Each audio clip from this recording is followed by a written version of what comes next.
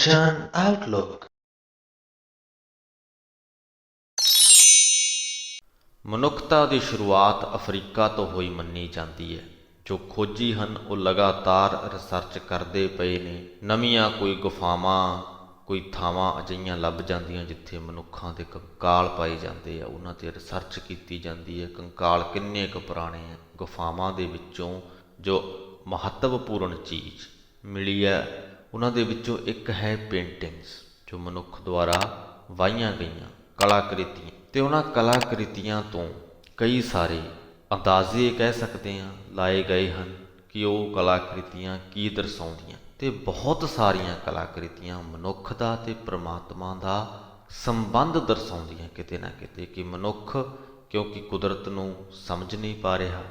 ਉਸ ਵਕਤ 'ਤੇ ਇੰਨੀ ਤਰੱਕੀ ਮਨੁੱਖ ਨੇ ਨਹੀਂ ਕੀਤੀ ਹੋਈ ਸੀ ਕਿ ਉਹਨੂੰ ਪਤਾ ਹੋਵੇ ਕਿ ਇਹ ਜੋ ਕੁਦਰਤੀ ਵਰਤਾਰੇ ਨੇ ਇਹਨਾਂ 'ਤੇ ਅਸੀਂ ਕਿਸੇ ਵੀ ਤਰੀਕੇ ਨਾਲ ਪ੍ਰਭਾਵ ਨਹੀਂ ਪਾ ਸਕਦੇ। ਜੇ ਮੀਂਹ ਆਉਣਾ ਤਾਂ ਆਉਣਾ, ਜੇ ਕੋਈ ਝੱਖੜ ਝੁੱਲਣਾ ਹੈ ਤਾਂ ਝੁੱਲਣਾ ਹੈ, ਅਸੀਂ ਨਹੀਂ ਉਹਨੂੰ ਰੋਕ ਸਕਦੇ। ਪਰ ਬਹੁਤ ਪੁਰਾਣੇ ਸਮਿਆਂ ਦੀ ਗੱਲ ਆਪਾਂ ਕਰਦੇ ਪਏ ਹਾਂ। ਮਨੁੱਖ ਨੂੰ ਸ਼ਾਇਦ ਲੱਗਦਾ ਹੋਵੇਗਾ ਕਿ ਜੇ ਅਸੀਂ ਅਜਿਹਾ ਕੰਮ ਕਰੀਏ, ਕੋਈ ਖਿਆਲ ਹੀ ਆਇਆ ਹੋਣਾ ਕਿ ਕੋਈ ਬਲੀ ਦੇ ਦਈਏ, ਕੋਈ ਤੌਰ ਤਰੀਕੇ ਦੇ ਨਾਲ ਅਸੀਂ ਜੋ ਕੁਦਰਤੀ ਵਰਤਾਰੇ ਨੇ ਉਹਨਾਂ ਨੂੰ ਵਰਤੋਂ ਰੋਕ ਸਕੀਏ। ਅਜਿਹਾ ਉਹਨਾਂ ਪੇਂਟਿੰਗਾਂ ਦੇ ਵਿੱਚ, ਉਹਨਾਂ ਕਲਾਕ੍ਰਿਤੀਆਂ ਦੇ ਵਿੱਚ ਵੇਖਣ ਨੂੰ ਮਿਲਦਾ। ਕਿਉਂ ਇਹ ਗੱਲ ਕਰਦੇ ਪਏ ਹਾਂ? ਕਿਉਂਕਿ ਅੱਜ ਵੀ ਮਨੁੱਖ ਕੁਦਰਤੀ ਵਰਤਾਰਿਆਂ ਨੂੰ ਟਾਲਣ ਦੀ ਕੋਸ਼ਿਸ਼ ਦੇ ਵਿੱਚ ਲਗਾਤਾਰ ਲੱਗਿਆ ਹੋਇਆ। ਕੋਈ ਕੁਝ ਕਰ ਰਿਹਾ ਹੈ, ਕੋਈ ਕੁਝ ਕਰ ਰਿਹਾ ਹੈ। ਹਰ ਕਿਸੇ ਦੇ ਆਪਣੀਆਂ ਫਿਲਾਸਫੀਆਂ ਨੇ, ਆਪਣੇ ਤੌਰ ਤਰੀਕੇ ਨੇ। ਕੁਦਰਤੀ ਵਰਤਾਰਿਆਂ ਦੇ ਵਿੱਚ ਇੱਕ ਦੁੱਖ ਵੀ ਹੈ, ਦੁੱਖ ਅਤੇ ਸੁੱਖ, ਇਹ ਵੀ ਕੁਦਰਤੀ ਵਰਤਾਰੇ ਨੇ। ਮੌਤ ਹੈ ਸਾਰਿਆਂ ਤੋਂ ਵੱਡਾ ਸੱਚ, ਕੁਦਰਤੀ ਵਰਤਾਰਾ ਹੈ, ਉਹਨੂੰ ਟਾਲਣ ਦੇ ਵਿੱਚ ਵੀ ਬਥੇਰੇ ਲੱਗੇ ਹੈ। ਵੱਖ ਤਰ੍ਹਾਂ ਦੇ ਧਾਰਮਿਕ ਕਾਰਜ ਕਰਦੇ ਹੈ, ਕੋਈ ਸੰਜਮ ਕਰਦਾ ਹੈ, ਕੋਈ ਯੋਗ ਸਾਧਨ ਕਰਦਾ ਹੈ, ਕੋਈ ਕੁਝ ਕਰਦਾ, ਕੋਈ ਕੁਝ ਕਰਦਾ।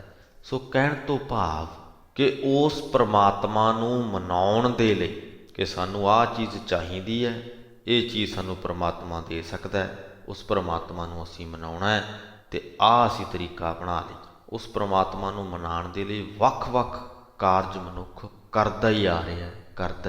ਕੀ ਉਹ ਪ੍ਰਮਾਤਮਾ ਮੰਨਦਾ ਹੈ? ਜੇ ਮੰਨਦਾ ਹੈ ਤਾਂ ਕਿਸ ਗੱਲ 'ਤੇ ਮੰਨਦਾ? ਉੱਤਮ ਕਾਰਜ ਕਿਹੜਾ ਹੈ ਜਿਹਦੇ ਨਾਲ ਉਹ ਪ੍ਰਮਾਤਮਾ? ਇਹਨਾਂ ਕੁਝ ਸਵਾਲਾਂ ਦਾ ਅਤੇ ਇਸ ਪੂਰੇ ਸਬਜੈਕਟ ਦੇ ਆਲੇ ਦੁਆਲੇ, ਇਸ ਪੂਰੇ ਵਿਸ਼ੇ ਦੇ ਆਲੇ ਦੁਆਲੇ ਘੁੰਮਦੀ ਹੈ ਸ਼੍ਰੀ ਗੁਰੂ ਗ੍ਰੰਥ ਸਾਹਿਬ ਜੀ ਦੇ 467ਵੇਂ ਅੰਗ 'ਤੇ ਵਿਰਾਜਮਾਨ ਬਾਣੀ। ਵੀਡੀਓ ਚੰਗੀ ਲੱਗੇ ਤੇ ਅੱਗੇ ਲੋਕਾਂ ਤੱਕ ਜ਼ਰੂਰ ਪਹੁੰਚਾ ਦਿਓ। ਅਤੇ ਆਓ ਹੁਣ ਵਿਸਥਾਰ ਦੇ ਵਿੱਚ ਇਹਨਾਂ ਗੱਲਾਂ ਨੂੰ ਸਮਝੀਏ।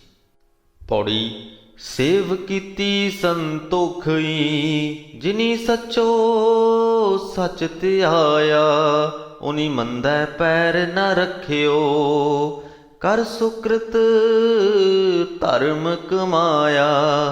ਉਨੀ ਦੁਨੀਆ ਤੋੜੇ ਬੰਧਨਾ, ਅੰਨ ਪਾਣੀ ਥੋੜਾ ਖਾਇਆ। ਤੂੰ ਬਖਸ਼ਿਸ਼ੀ ਅਗਲਾ, ਨਿਤ ਦੇਵੈ ਚੜ੍ਹੈ ਸਵਾਇਆ। ਵਡਿਆਈ ਵੱਡਾ ਪਾਇਆ, ਵਡਿਆਈ ਵੱਡਾ ਪਾਇਆ। ਜਿਹੜੇ ਸੰਤੋਖੀ ਮਨੁੱਖ ਸਦਾ ਇੱਕ ਅਵਿਨਾਸ਼ੀ ਪ੍ਰਭੂ ਨੂੰ ਸਿਮਰਦੇ ਹਨ। ਸੇਵ ਕੀਤੀ ਸੰਤੋਖਈ, ਜਿਨੀ ਸੱਚੋ ਸੱਚ ਧਿਆਇਆ। ਉਨੀ ਮੰਦਾ ਪੈਰ ਨਾ ਰੱਖਿਓ, ਕਰ ਸੁਕ੍ਰਿਤ ਧਰਮ ਕਮਾਇਆ। ਪ੍ਰਭੂ ਦੀ ਸੇਵਾ ਉਹੀ ਕਰਦੇ ਨੇ, ਉਹ ਕਦੇ ਮੰਦੇ ਕੰਮ ਦੇ ਨੇੜੇ ਨਹੀਂ ਜਾਂਦੇ, ਭਲਾ ਕੰਮ ਕਰਦੇ ਨੇ, ਧਰਮ ਅਨੁਸਾਰ ਆਪਣਾ ਜੀਵਨ ਨਿਭਾਉਂਦੇ। ਉਨੀ ਦੁਨੀਆ ਤੋੜੇ ਬੰਧਨਾ, ਅੰਨ ਪਾਣੀ ਥੋੜਾ ਖਾਇਆ। ਦੁਨੀਆ ਦੇ ਧੰਦਿਆਂ ਵਿੱਚ ਖਚਤ ਕਰਨ ਵਾਲੇ ਮਾਇਆ ਦੇ ਮੋਹ ਰੂਪ ਜੰਜ਼ੀਰ ਉਹਨਾਂ ਤੋੜ ਦਿੱਤੇ ਹਨ। ਮਾਇਆ ਦੇ ਬੰਧਨ ਉਹਨਾਂ ਨੇ ਤੋੜ ਦਿੱਤੇ ਹਨ। ਅੰਨ ਪਾਣੀ ਥੋੜਾ ਖਾਇਆ, ਥੋੜਾ ਖਾਂਦੇ ਨੇ, ਥੋੜਾ ਪੀਂਦੇ ਨੇ। ਇਸ ਤੋਂ ਭਾਵ ਕਿ ਖਾਣ ਪੀਣ ਦਾ ਉਹਨਾਂ ਨੂੰ ਚਸਕਾ ਨਹੀਂ। ਵੀਡੀਓ ਦੇ ਵਿੱਚ ਅੱਗੇ ਚੱਲ ਕੇ ਆਪਾਂ ਇਸ ਮੁੱਦੇ 'ਤੇ ਥੋੜ੍ਹੀ ਜਿਹੀ ਹੋਰ ਵਿਸਥਾਰ ਨਾਲ ਗੱਲ ਕਰਾਂਗੇ, ਖਾਣ ਪੀਣ ਦੇ ਚਸਕੇ ਬਾਰੇ। ਤੂੰ ਬਖਸ਼ਿਸ਼ੀ ਅਗਲਾ, ਨਿਤ ਦੇਵੈ ਚੜ੍ਹੈ ਸਵਾਇਆ। ਇਹ ਪ੍ਰਭੂ ਤੂੰ ਬੜੀਆਂ ਬਖਸ਼ਿਸ਼ਾਂ ਕਰਨ ਵਾਲਾ ਹੈ, ਸਦਾ ਜੀਵਾਂ ਨੂੰ ਦਾਤਾਂ ਬਖਸ਼ਦਾ ਹੈ। ਇਸ ਤਰ੍ਹਾਂ ਦੀ ਪ੍ਰਭੂ ਦੀ ਸਿਫਤ ਸਲਾਹ ਕਰਕੇ ਉਹ ਸੰਤੋਖੀ ਮਨੁੱਖ ਪ੍ਰਭੂ ਨੂੰ ਪ੍ਰਾਪਤ ਕਰ ਲੈਂਦੇ। ਸੋ ਪਹਿਲੀਆਂ ਇਹਨਾਂ ਪੰਕਤੀਆਂ ਦੇ ਵਿੱਚ, ਪੌੜੀ ਦੀਆਂ ਇਹਨਾਂ ਪੰਕਤੀਆਂ ਦੇ ਵਿੱਚ ਗੁਰੂ ਸਾਹਿਬ ਨੇ ਸੰਤੋਖੀ ਮਨੁੱਖਾਂ ਦੀ ਗੱਲ ਕੀਤੀ। ਸੰਤੋਖੀ ਉਹ ਜਿਹਨੂੰ ਸੰਤੋਖ ਆ ਗਿਆ, ਸਬਰ ਆ ਗਿਆ। ਤੇ ਆਪਾਂ ਹਮੇਸ਼ਾ ਕਹਿੰਦੇ ਹੁੰਦੇ ਆ ਸਬਰ ਥੋੜ੍ਹੇ 'ਤੇ ਆਉਂਦਾ, ਬਾਹਲੇ 'ਤੇ ਕਦੇ ਨਹੀਂ। ਜੇ ਤੁਸੀਂ ਬਾਹਲੇ ਵੱਲ ਨੂੰ ਤੁਰ ਪਏ ਤੇ ਫਿਰ ਤੁਸੀਂ ਉੱਧਰੇ ਨੂੰ ਤੁਰੇ ਰਹਿੰਦੇ ਹੋ, ਫਿਰ ਨਹੀਂ ਸਬਰ ਆਉਂਦਾ। ਸਬਰ ਆਉਣਾ ਤੇ ਥੋੜ੍ਹੇ 'ਤੇ ਆ ਜਾਂਦਾ। ਉਹਨਾਂ ਸੰਤੋਖੀ ਮਨੁੱਖਾਂ ਦੀ ਗੱਲ ਕੀਤੀ ਜੋ ਧਰਮ ਅਨੁਸਾਰ ਆਪਣਾ ਜੀਵਨ ਬਿਤਾਉਂਦੇ ਨੇ, ਚੰਗੇ ਕੰਮ ਕਰਦੇ ਨੇ, ਮੰਦਿਆਂ ਦੇ ਕਦੇ ਨੇੜੇ ਨਹੀਂ ਜਾਂਦੇ, ਖਾਣ ਪੀਣ ਦਾ ਜਿਨ੍ਹਾਂ ਨੂੰ ਚਸਕਾ ਨਹੀਂ। ਉਹਨਾਂ ਦੇ ਅੰਦਰ ਇੱਕ ਗੱਲ ਘਰ ਕਰ ਚੁੱਕੀ ਹੁੰਦੀ ਹੈ ਕਿ ਇਹ ਸਾਰੀਆਂ ਹੀ ਬਖਸ਼ਿਸ਼ਾਂ ਜੋ ਜੀਵਾਂ ਨੂੰ ਮਿਲੀਆਂ ਹੋਈਆਂ ਨੇ ਉਸ ਪਰਮਾਤਮਾ ਦੀਆਂ ਬਖਸ਼ੀਆਂ ਹੋਈਆਂ। ਸ਼ਲੋਕ ਮਹਿਲਾ ਪਹਿਲਾ। ਪੁਰਖਾਂ ਬਿਰਖਾਂ ਤੀਰਥਾਂ, ਤੱਟਾਂ ਮੇਘਾਂ ਖੇਤਾਂ, ਦੀਪਾਂ ਲੋਆਂ ਮੰਡਲਾਂ, ਖੰਡਾਂ ਬਰਮੰਡਾਂ, ਅੰਡਜ ਜੇਰਜ ਉਤਪੁਜਾਂ, ਖਾਣੀ ਸੇਤ ਜਾਂ, ਸੋ ਮਿਤ ਜਾਣੈ ਨਾਨਕਾ ਸਰਾ ਮੇਰਾ ਜੰਤਾਂ। ਨਾਨਕ ਜੰਤ ਉਪਾਏ ਕੈ ਸੰਭਾਲੇ ਸਭਨਾ, ਜਿਨ ਕਰਤੈ ਕਰਣਾ ਕੀਆ ਚਿੰਤਾ ਬਿਕਰਨੀ ਤਾ। ਸੋ ਕਰਤਾ ਚਿੰਤਾ ਕਰੇ ਜਿਨ ਉਪਾਇਆ ਜਗ, ਤਿਸ ਜੋਹਾਰੀ ਸਵਸਤ ਤਿਸ, ਤਿਸ ਦੀਵਾਨ ਅਪਗ। ਨਾਨਕ ਸੱਚੇ ਨਾਮ ਬਿਨ ਕਿਆ ਟਿੱਕਾ ਕਿਆ ਤਗ। ਕਈ ਸਾਰੀਆਂ ਚੀਜ਼ਾਂ ਦੀ ਗਿਣਤੀ ਗੁਰੂ ਸਾਹਿਬ ਨੇ ਇਸ ਸ਼ਲੋਕ ਦੇ ਵਿੱਚ ਕੀਤੀ ਹੈ। ਪੁਰਖਾਂ ਬਿਰਖਾਂ ਤੀਰਥਾਂ, ਤੱਟਾਂ ਮੇਘਾਂ ਖੇਤਾਂ, ਦੀਪਾਂ ਲੋਆਂ ਮੰਡਲਾਂ, ਖੰਡਾਂ ਬ੍ਰਹਮੰਡਾਂ, ਅੰਡਜ ਜੇਰਜ ਉਤਭੁਜਾਂ, ਖਾਣੀ ਸੇਤ ਜਾਂ। ਫਿਰ ਕਹਿੰਦੇ ਸੋ ਮਿਤ ਜਾਣੈ ਨਾਨਕਾ ਸਰਾ ਮੇਰਾ ਜੰਤਾਂ। ਮਨੁੱਖ, ਰੁੱਖ, ਤੀਰਥ, ਤੱਟ ਜਾਣੀ ਕਿ ਕਿਨਾਰੇ ਨਦੀਆਂ ਵਗੈਰਾ ਦੇ, ਬੱਦਲ, ਖੇਤ, ਦੀਪ, ਲੋਕ ਮੰਡਲ, ਖੰਡ ਬ੍ਰਹਮੰਡ, ਸਰ ਜਾਣੀ ਕਿ ਸਰੋਵਰ, ਮੇਰ ਆਦਿਕ ਪਰਵਤ, ਚਾਰੇ ਖਾਣੀਆਂ, ਅੰਡਜ ਜੇਰਜ ਉਤਪੁਜ ਸੇਤਜ ਦੇ ਜੀਵ ਜੰਤ। ਸੋ ਮਿਤ ਜਾਣੈ ਨਾਨਕਾ। ਹੈ ਨਾਨਕ ਇਹਨਾਂ ਸਭਨਾਂ ਦੀ ਗਿਣਤੀ ਦਾ ਅੰਦਾਜ਼ਾ ਉਹ ਪ੍ਰਭੂ ਹੀ ਜਾਣਦਾ ਹੈ ਜਿਨ੍ਹੇ ਇਹ ਸਾਰੇ ਪੈਦਾ ਕੀਤੇ ਨੇ। ਜੇ ਮਨੁੱਖ ਕਵੇ ਕਿ ਇਹਨਾਂ ਸਭ ਨੂੰ ਗਿਣ ਲੈਣਾ ਤੇ ਮਨੁੱਖ ਨਹੀਂ ਗਿਣ ਸਕਦਾ। ਨਾਨਕ ਜੰਤ ਉਪਾਏ ਕੈ ਸੰਭਾਲੇ ਸਭਨਾ। ਹੇ ਨਾਨਕ ਸਾਰੇ ਜੀ ਜੰਤ ਪੈਦਾ ਕਰਕੇ ਪ੍ਰਭੂ ਉਹਨਾਂ ਦੀ ਪਾਲਣਾ ਵੀ ਆਪ ਹੀ ਕਰਦਾ ਹੈ। ਜਿਨ ਕਰਤੈ ਕਰਣਾ ਕੀਆ ਚਿੰਤਾ ਪੇ ਕਰਨੀ ਤਾਂ। ਜਿਸ ਪ੍ਰਭੂ ਨੇ, ਜਿਸ ਕਰਤਾਰ ਨੇ ਇਹ ਸ੍ਰਿਸ਼ਟੀ ਸਾਜੀ ਹੈ, ਇਸ ਦੀ ਪਾਲਣਾ ਦਾ ਫਿਕਰ ਵੀ ਉਸੇ ਨੂੰ। ਸੋ ਕਰਤਾ ਚਿੰਤਾ ਕਰੇ ਜਿਨ ਉਪਾਇਆ ਜਗ। ਜਿਸ ਕਰਤਾਰ ਨੇ ਜਗਤ ਪੈਦਾ ਕੀਤਾ, ਇਸ ਜਗਤ ਦਾ ਖਿਆਲ, ਇਸ ਜਗਤ ਦੀ ਚਿੰਤਾ ਵੀ ਉਸੇ ਨੂੰ ਹੈ। ਤਿਸ ਜੋਹਾਰੀ ਸਵਸਤ ਤਿਸ, ਤਿਸ ਦੀਵਾਨ ਅਪੱਗ। ਜੋਹਾਰੀ ਤੋਂ ਭਾਵ ਪ੍ਰਣਾਮ ਕਰਨਾ, ਸਵਸਤ ਤੋਂ ਭਾਵ ਜੈ ਜੈਕਾਰ ਕਰਨੀ। ਗੁਰੂ ਸਾਹਿਬ ਕਹਿੰਦੇ ਕਿ ਮੈਂ ਉਸ ਤੋਂ ਸਦਕੇ ਹਾਂ, ਮੈਂ ਉਸ ਪ੍ਰਭੂ ਦੀ ਜੈ ਜੈਕਾਰ ਆਖਦਾ ਹਾਂ ਜਿਸ ਪ੍ਰਭੂ ਦਾ ਆਸਰਾ ਜੀਵ ਵਾਸਤੇ ਸਦਾ ਅਟਲ ਹੈ। ਤਿਸ ਦੀਵਾਨ ਅਪੱਗ। ਦੀਵਾਨ ਤੋਂ ਭਾਵ ਆਸਰਾ, ਅਪੱਗ ਤੋਂ ਭਾਵ ਅਟਲ। ਨਾਨਕ ਸੱਚੇ ਨਾਮ ਬਿਨ ਕਿਆ ਟਿੱਕਾ ਕਿਆ ਤਗ। ਹੇ ਨਾਨਕ ਉਸ ਹਰੀ ਦਾ ਸੱਚਾ ਨਾਮ ਸਿਮਰਨ ਤੋਂ ਬਿਨਾਂ ਟਿੱਕਾ ਤੇ ਜਨੇਊ ਆਦਿਕ ਧਾਰਮਿਕ ਭੇਖ ਕਿਸੇ ਅਰਥ ਨਹੀਂ। ਕਿ ਜੇ ਤੁਸੀਂ ਉਹਦਾ ਨਾਮ ਹੀ ਨਹੀਂ ਸਿਮਰ ਰਹੇ ਤੇ ਫਿਰ ਕਿਆ ਟਿੱਕਾ ਤੇ ਕਿਆ ਤਗ। ਧਾਰਮਿਕ ਭੇਖ ਧਾਰਨ ਦਾ ਤੁਹਾਨੂੰ ਫਿਰ ਕੋਈ ਲਾਭ ਨਹੀਂ। ਮਹਿਲਾ ਪਹਿਲਾ।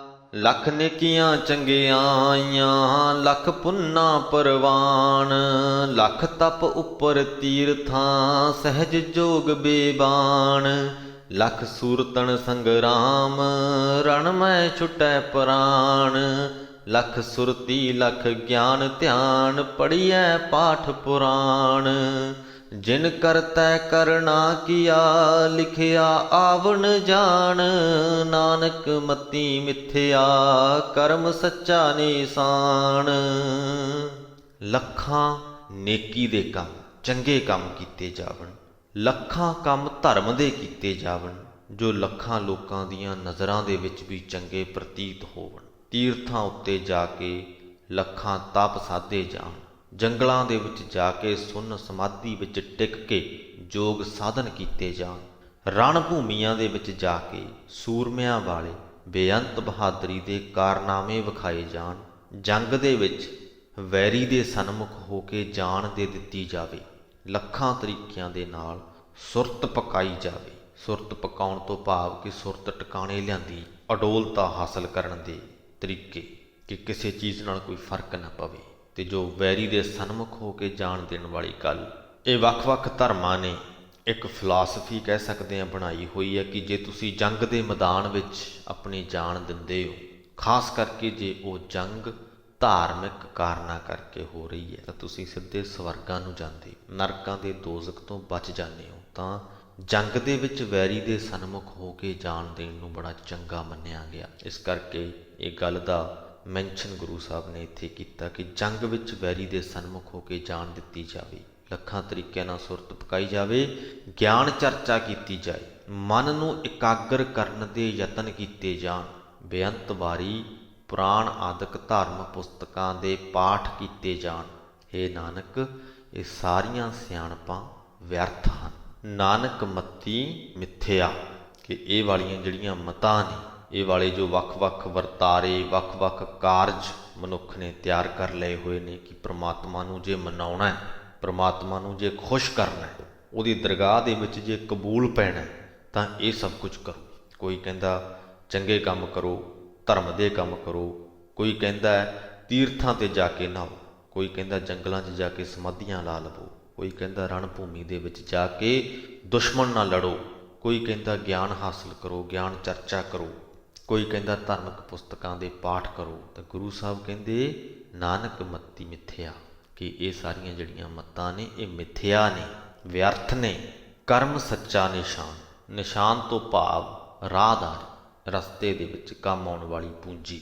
ਕਰਮ ਤੋਂ ਇੱਥੇ ਭਾਵ ਹੈ ਉਸ ਪ੍ਰਮਾਤਮਾ ਦੀ ਮਿਹਰ, ਦੀ ਬਖਸ਼ਿਸ਼। ਕਹਿੰਦੇ ਅਸਲ ਜੋ ਰਾਹਦਾਰੀ ਹੈ, ਜੋ ਸਦਾ ਨਾਲ ਨਿਭਣ ਵਾਲੀ ਹੈ, ਉਹ ਹੈ ਪ੍ਰਭੂ ਦੀ ਬਖਸ਼ਿਸ਼। ਤੇ ਜੇ ਅਸੀਂ ਪ੍ਰਭੂ ਦੀ ਬਖਸ਼ਿਸ਼ ਦੇ ਪਾਤਰ ਬਣਨਾ ਹੈ ਤੇ ਉਹਦਾ ਨਾਮ ਸਿਮਰਨਾ ਇੱਕੋ ਇੱਕ ਉਤਮ ਕਾਰਜ ਹੈ। ਜਿਨ ਕਰਤਾ ਕਰਨਾ ਕੀਆ, ਲਿਖਿਆ ਆਵਣ ਜਾਣ। ਇਸ ਪੰਕਤੀ ਦੇ ਅਰਥ ਸਨ ਕਿ ਇਹ ਜੋ ਇੰਨੇ ਸਾਰੇ ਕਾਰਜ ਮਨੁੱਖ ਨੇ ਬਣਾ ਲਏ, ਇਹਨਾਂ ਨਾਲ ਕੁਝ ਨਹੀਂ ਹੋਣਾ। ਜਿਸ ਪ੍ਰਮਾਤਮਾ ਨੇ ਇਸ ਸ੍ਰਿਸ਼ਟੀ ਨੂੰ ਸਾਜਿਆ, ਜਿਸ ਨੇ ਜੰਮਣਾ ਮਰਨਾ ਨਿਯਤ ਕੀਤਾ, ਉਹਦੀ ਬਖਸ਼ਿਸ਼ ਦੇ ਨਾਲ ਹੀ ਉਹਦੀ ਦਰਗਾਹ 'ਤੇ ਕਬੂਲ ਪਿਆ ਜਾ ਸਕਦਾ, ਇਹਨਾਂ ਵਰਤਾਰਿਆਂ ਜਾਂ ਇਹਨਾਂ ਕਾਰਜਾਂ ਦੇ ਨਾਲ। ਪੌੜੀ। ਸੱਚਾ ਸਾਹਿਬ ਏਕ ਤੂੰ, ਜਿਨ ਸੱਚੋ ਸੱਚ ਵਰਤਾਇਆ। ਜਿਸ ਤੂੰ ਦੇ ਤਿਸ ਮਿਲੈ ਸੱਚ, ਤਾਂ ਤਿਨੀ ਸੱਚ ਕਮਾਇਆ। ਸਤਿਗੁਰ ਮਿਲਿਆ ਸੱਚ ਪਾਇਆ, ਜਿਨ ਕੈ ਹਿਰਦੈ ਸੱਚ ਵਸਾਇਆ। ਮੂਰਖ ਸੱਚ ਨਾ ਜਾਣਣੀ, ਮਨਮੁਖੀ ਜਨਮ ਗਵਾਇਆ। ਵਿੱਚ ਦੁਨੀਆ ਕਾਹੇ ਆਇਆ, ਵਿੱਚ ਦੁਨੀਆ ਕਾਹੇ ਆਇਆ। ਸੱਚਾ ਸਾਹਿਬ ਏਕ ਤੂੰ, ਜਿਨ ਸੱਚੋ ਸੱਚ ਵਰਤਾਇਆ। ਹੈ ਪ੍ਰਭੂ, ਕੇਵਲ ਤੂੰ ਹੀ ਪੂਰਨ ਤੌਰ 'ਤੇ ਅਡੋਲ ਰਹਿਣ ਵਾਲਾ ਮਾਲਕ ਹੈ। ਤੂੰ ਆਪ ਹੀ ਆਪਣੀ ਅਡੋਲਤਾ ਦਾ ਗੁਣ ਜਗਤ ਵਿੱਚ ਵਰਤਾ ਦਿੱਤਾ ਹੈ। ਇਹ ਖੜਾਓ ਵਾਲਾ ਗੁਣ ਕੇਵਲ ਉਸ ਜੀਵ ਨੂੰ ਹੀ ਮਿਲਦਾ ਹੈ ਜਿਸ ਨੂੰ ਤੂੰ ਆਪ ਦਿੰਦਾ ਹੈ। ਤੇਰੀ ਬਖਸ਼ਿਸ਼ ਦੀ ਬਰਕਤ ਨਾਲ ਉਹ ਮਨੁੱਖ ਉਸ ਖਿੜਾਓ ਅਨੁਸਾਰ ਆਪਣਾ ਜੀਵਨ ਬਣਾਉਂਦੇ ਹਨ। ਸਤਿਗੁਰ ਮਿਲਿਆ ਸੱਚ ਪਾਇਆ। ਜਿਨ੍ਹਾਂ ਨੂੰ ਸਤਿਗੁਰੂ ਮਿਲ ਪੈਂਦਾ ਹੈ, ਉਹਨਾਂ ਨੂੰ ਇਹ ਪੂਰਨ ਖਿੜਾਓ ਵਾਲੀ ਦਾਤ ਮਿਲਦੀ ਹੈ। ਜਿਨ ਕਾ ਹਿਰਦੈ ਸੱਚ ਵਸਾਇਆ, ਸਤਿਗੁਰੂ ਨੇ ਉਹਨਾਂ ਦੇ ਹਿਰਦੇ ਵਿੱਚ ਇਹ ਖਿੜਾਓ ਟਿਕਾਇਆ ਹੁੰਦਾ ਹੈ। ਮੂਰਖ ਸੱਚ ਨਾ ਜਾਣਣੀ, ਮਨਮੁਖੀ ਜਨਮ ਗਵਾਇਆ। ਮੂਰਖਾਂ ਨੂੰ ਇਸ ਖਿੜਾਓ ਦੀ ਸਾਰ ਨਹੀਂ ਆਉਂਦੀ। ਉਹ ਮਨਮੁਖ ਇਸ ਤੋਂ ਵਾਂਝੇ ਰਹਿ ਕੇ ਆਪਣਾ ਜਨਮ ਅਜਾਈਂ ਗਵਾਉਂਦੇ ਹਨ। ਵਿੱਚ ਦੁਨੀਆ ਕਾਹੇ ਆਇਆ, ਜਗਤ ਵਿੱਚ ਜਨਮ ਲੈਣ ਦਾ ਉਹਨਾਂ ਨੂੰ ਕੋਈ ਲਾਭ ਨਹੀਂ। ਸ਼ਲੋਕ ਮਹਿਲਾ ਪਹਿਲਾ। ਪੜ ਪੜ ਗੱਡੀ ਲੱਦੀਐ, ਪੜ ਪੜ ਭਰੀਐ ਸਾਥ। ਪੜ ਪੜ ਬੇੜੀ ਪਾਈਐ, ਪੜ ਪੜ ਗੱਡੀਐ ਖਾਤ। ਪੜੀਐ ਜੇਤੇ ਬਰਸ ਬਰਸ, ਪੜੀਐ ਜੇਤੇ ਮਾਸ।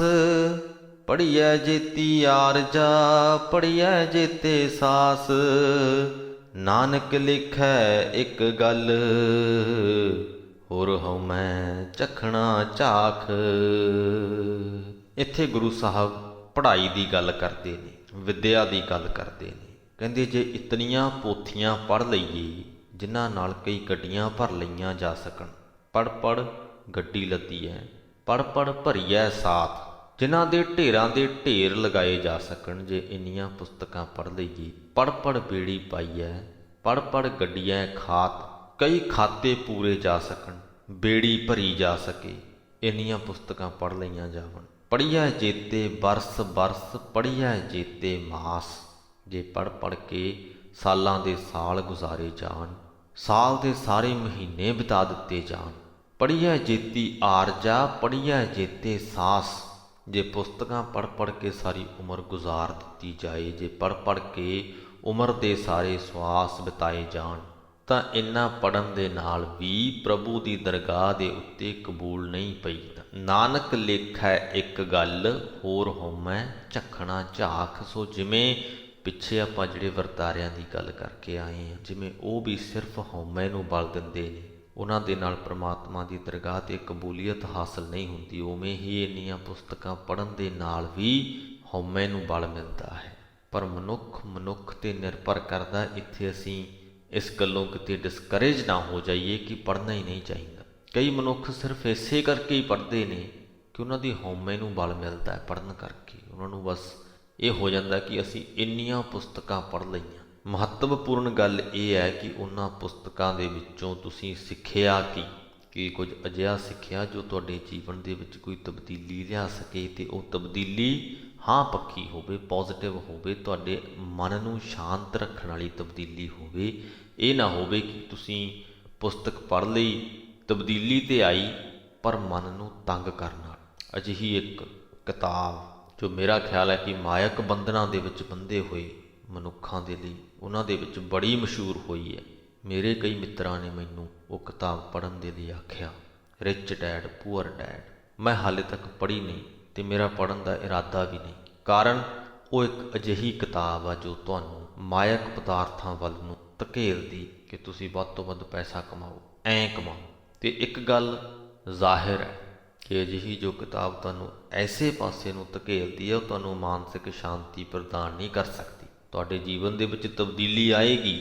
ਹੋ ਸਕਦਾ ਉਸ ਕਿਤਾਬ ਨੂੰ ਪੜ੍ਹ ਕੇ ਤੁਸੀਂ ਬੱਚਤ ਜ਼ਿਆਦਾ ਕਰਨ ਲੱਗ ਜਾਵੋ, ਆਪਣੇ ਖਰਚੇ ਧਿਆਨ ਦੇ ਨਾਲ ਕਰਨ ਲੱਗ ਜਾਵੋ। ਪਰ ਇੱਕ ਗੱਲ ਜ਼ਰੂਰ ਹੈ ਕਿ ਫਿਰ ਹਰ ਵਕਤ ਤੁਹਾਡੇ ਮਨ 'ਤੇ ਪੈਸਾ ਚੜ੍ਹਿਆ ਰਹੇ, ਤੁਸੀਂ ਹਰ ਇੱਕ ਫੈਸਲਾ ਪੈਸੇ ਵਾਲੇ ਪੱਖ ਤੋਂ ਲੈਣ ਲੱਗ ਜਾਓ। ਸੋ ਤਬਦੀਲੀ ਜ਼ਰੂਰ ਲੈ ਕੇ ਆਏਗੀ ਉਹ ਬੁੱਕ ਤੁਹਾਡੇ ਜੀਵਨ 'ਚ। ਪਰ ਉਹ ਤਬਦੀਲੀ ਅਸੀਂ ਇਹ ਨਹੀਂ ਕਹਿੰਦੇ ਕਿ ਹਾਂ ਪੱਖੀ ਹੋਏਗੀ ਜਾਂ ਨਾ ਪੱਖੀ, ਬਲਕਿ ਇਹ ਜ਼ਰੂਰ ਕਹਿ ਸਕਦੇ ਹਾਂ ਕਿ ਉਹ ਤਬਦੀਲੀ ਤੁਹਾਡੇ ਮਨ ਨੂੰ ਸ਼ਾਂਤੀ ਪ੍ਰਦਾਨ ਕਰਨ ਵਾਲੀ ਨਹੀਂ ਹੋਵੇਗੀ। ਘੱਟੋ ਘੱਟ ਅੱਜ ਦੇ ਸਮੇਂ ਹੋ ਸਕਦਾ ਉਹ ਬਚਤਾਂ ਕਰ ਕਰਕੇ ਜਾਂ ਜਿਵੇਂ ਜੋ ਵੀ ਗੱਲਾਂ ਉਸ ਬੰਦੇ ਨੇ ਉਹਦੇ 'ਚ ਸਿਖਾਈਆਂ ਨੇ ਕਰ ਕਰਕੇ ਤੁਸੀਂ ਆਪਣੀ ਬੁਢਾਪੇ ਵੇਲੇ ਨੂੰ ਕੋਈ ਚੰਗੀ ਜਾਇਦਾਦ ਇਕੱਠੀ ਕਰ ਲਵੋ।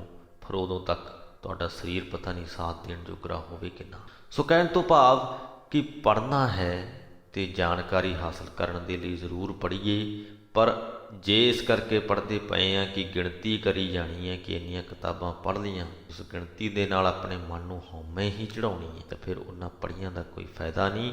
ਨਾਨਕ ਲੇਖੈ ਇੱਕ ਗੱਲ, ਜਿੱਥੋਂ ਤੱਕ ਪ੍ਰਭੂ ਦੀ ਦਰਗਾਹ 'ਤੇ ਕਬੂਲੀਅਤ ਹਾਸਲ ਕਰਨ ਦੀ ਗੱਲ ਹੈ ਤਾਂ ਸਿਰਫ ਇੱਕ ਹੀ ਗੱਲ ਉੱਥੇ ਲੇਖੇ 'ਚ ਪੈਂਦੀ ਹੈ, ਅਤੇ ਉਹ ਹੈ ਪ੍ਰਭੂ ਦੀ ਸਿਫਤ ਸਲਾਹ। ਹੋਰ ਹਉਮੈ ਝਖਣਾ ਝੱਖ। ਬਾਕੀ ਸਾਰੀਆਂ ਗੱਲਾਂ ਵਰਤਾਰੇ ਉਦਮ ਹਉਮੈ ਵਧਾਉਣ ਵਾਲੇ ਹੀ। ਮਹਿਲਾ ਪਹਿਲਾ। ਲਿਖ ਲਿਖ ਪੜਿਆ ਤੇਤਾ ਕੜਿਆ, ਬਹੁ ਤੀਰਥ ਭਵਿਆ ਤੇਤੋ ਲਵਿਆ, ਬਹੁ ਭੇਖ ਕੀਆ ਦੇਹੀ ਦੁਖ ਦੀਆ, ਸਹੁਵੇ ਜੀਆ ਆਪਣਾ ਕੀਆ, ਅੰਨ ਨਾ ਖਾਇਆ ਸਾਧ ਗਵਾਇਆ, ਬਹੁ ਦੁਖ ਪਾਇਆ ਦੂਜਾ ਪਾਇਆ, ਬਸਤਰ ਨਾ ਪਹਿਰੈ ਅਹਨਿਸ ਕਹਿਰੈ, ਮੋਨ ਵਿਗੂਤਾ ਕਿਉਂ ਜਾਗੈ ਗੁਰ ਬਿਨ ਸੂਤਾ, ਪਗ ਉਪੇ ਤਾਣਾ ਆਪਣਾ ਕੀਆ ਕਮਾਣਾ। ਇਹਨਾਂ ਪੰਕਤੀਆਂ ਦੇ ਵਿੱਚ ਕੁਝ ਹੋਰ ਉਦਮਾਂ ਦੀ ਗੱਲ ਗੁਰੂ ਸਾਹਿਬ ਕਰਦੇ ਨੇ ਜੋ ਮਨੁੱਖ ਕਰਦਾ ਹੈ ਉਸ ਪ੍ਰਮਾਤਮਾ ਨੂੰ ਖੁਸ਼ ਕਰਨ ਦੇ ਲਈ ਜਾਂ ਸੁੱਖ ਹਾਸਲ ਕਰਨ ਦੇ ਲਈ, ਸੁੱਖਾਂ ਦੀ ਲਾਲਸਾ ਦੇ ਵਿੱਚ। ਲਿਖ ਲਿਖ ਪੜ੍ਹਿਆ ਤੇਤਾ ਕੜਿਆ।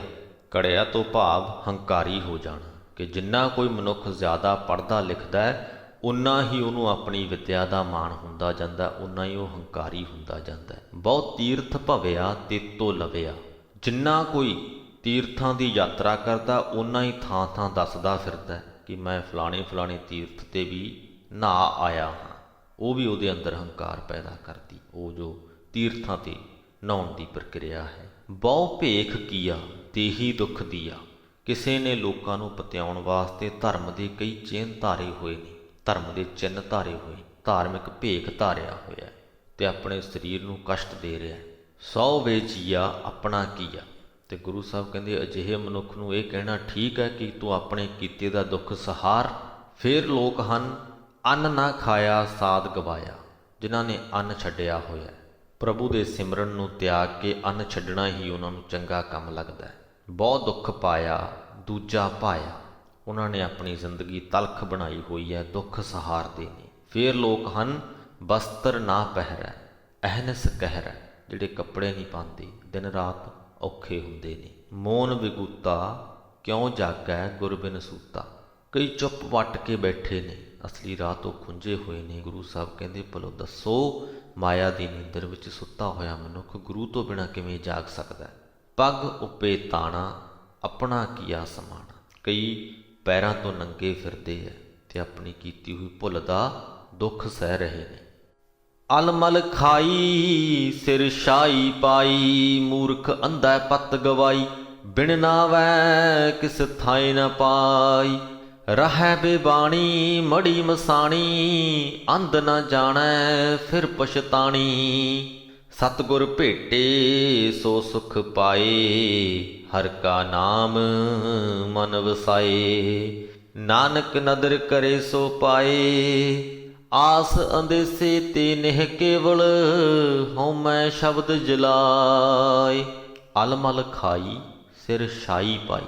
ਚੰਗਾ ਸੁੱਚਾ ਭੋਜਨ ਛੱਡ ਕੇ ਕਈ ਲੋਕ ਜੂਠਾ ਮਿੱਠਾ ਖਾਂਦੇ ਨੇ, ਸਿਰ ਵਿੱਚ ਸੁਆਹ ਪਾ ਰੱਖੀ ਹੈ। ਅਗਿਆਨੀ ਮੂਰਖ ਨੇ ਇਸ ਤਰ੍ਹਾਂ ਆਪਣੀ ਪੱਤ ਗਵਾ ਲਈ। ਮੂਰਖ ਅੰਧਾ ਹੈ, ਪੱਤ ਗਵਾਈ। ਬਿਨ ਨਾਮ ਹੈ ਕਿਛ ਥਾਏ ਨਾ ਪਾਈ। ਪ੍ਰਭੂ ਦੇ ਨਾਮ ਤੋਂ ਬਿਨਾਂ ਹੋਰ ਕੋਈ ਵੀ ਉਦਮ ਉਹਦੇ ਦਰ 'ਤੇ ਪ੍ਰਵਾਨ ਨਹੀਂ ਹੁੰਦਾ। ਰਹੈ ਬੇਬਾਣੀ ਮੜੀ ਮਸਾਣੀ, ਅੰਧ ਨਾ ਜਾਣੈ ਫਿਰ ਪਛਤਾਣੀ।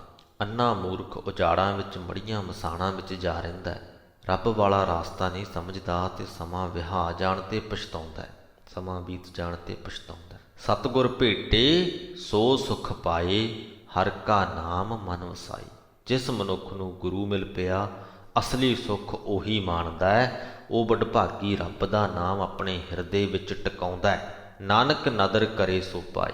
ਪਰ ਸਤਿਗੁਰੂ ਦੇ ਨਾਲ ਮਿਲਾਪ ਤੇ ਹਿਰਦੇ ਵਿੱਚ ਪ੍ਰਭੂ ਦੇ ਨਾਮ ਦਾ ਟਿਕਾਓ ਉਸ ਦਾਤਾਰ ਦੀ ਮਿਹਰ ਦੇ ਨਾਲ ਹੀ ਮਿਲਦਾ ਹੈ। ਉਹਦੀ ਕਿਰਪਾ ਹੋਵੇ ਤਾਂ ਹੀ ਮਿਲਦਾ ਹੈ। ਨਾਨਕ ਨਦਰ ਕਰੇ ਸੋ ਪਾਏ।